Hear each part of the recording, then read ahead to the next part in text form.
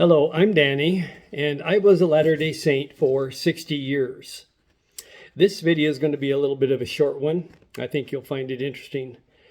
You might already know that the Book of Mormon is made up of several smaller books named after Book of Mormon characters.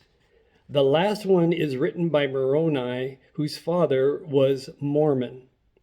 According to the Book of Mormon, the time period for Moroni's record is around 400 to 421 AD. At this point, in the end of the Book of Mormon narrative, one group of people, the dark-skinned Lamanites, had completely destroyed the other group of people, the light-skinned Nephites, during their last great battle at a hill called Cumorah. The lone survivor of the Nephites was Moroni. Moroni had taken the gold plates, which the Book of Mormon was engraved on, and buried them in the same hill Cumorah for them to be given to Joseph Smith some 1,400 years later. Let me read his own account in Moroni chapter 1, verse 1 through 3. Now I, Moroni, after having made an end of abridging the account of the people of Jared, I had supposed not to have written more, but I have not as yet perished. And I make not myself known unto the Lamanites, lest they should destroy me. For behold, their wars are exceedingly fierce among themselves, and because of their hatred they put to death every Nephite that will not deny the Christ. And I, Moroni, will not deny the Christ.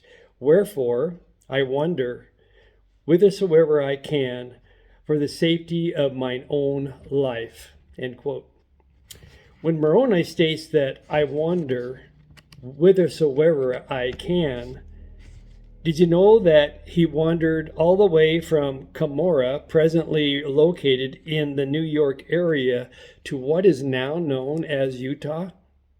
Moroni did so specifically for one reason: to dedicate the site where the future LDS Manti temple would be built.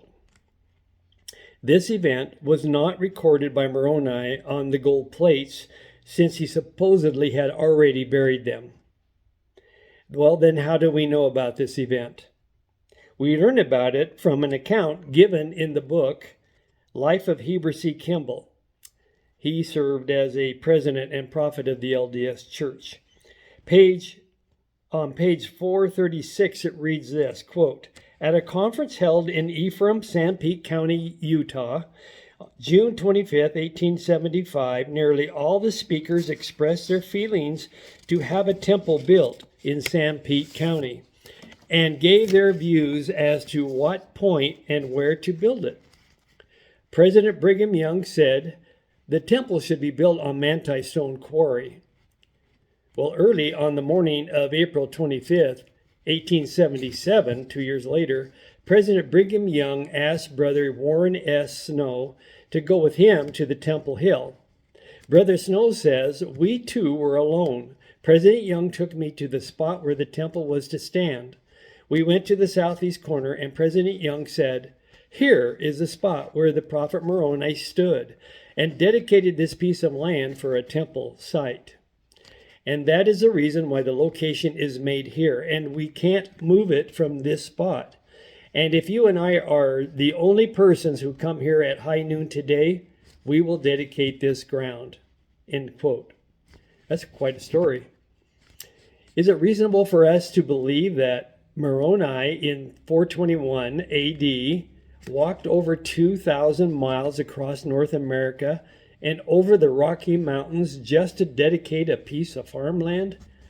Or was this just Brigham Young's way of exciting and encouraging the pioneer saints to build a temple in the late 1800s?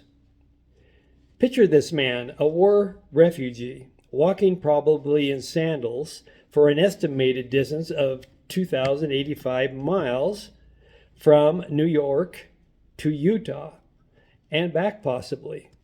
He'd have to hunt for food along the way and build shelter from the extreme weather conditions, while at the same time fighting off Lamanite enemies. Now, I realize that Moroni could have already died, and as an angel have been sent by God, he could have just appeared in Utah to dedicate the future Manti Temple site.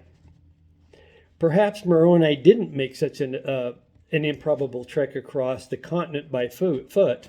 However, LDS folklore and traditions are replete with stories like this one. If not Moroni, it might as well have been one of the three Nephites who were still roaming the earth looking for something to do. Regardless, you would think that for such a monumental effort, Moroni would at least get a statue of him put on top of the temple when it was complete. But interestingly enough, the Manti Temple is one of the few LDS temples in Utah that does not have a golden idol of Moroni, of the angel Moroni adorning its top. So you have to feel kind of bummed for Moroni. Well, if you know anything about Mormonism, you realize its history is full of fantastical stories like this one that are faith-promoting and believable to many of the Latter-day Saints. What do you think? Thanks for watching. You'll find more of these videos on YouTube or at my website, talkingtomormons.com. And until next time, God bless.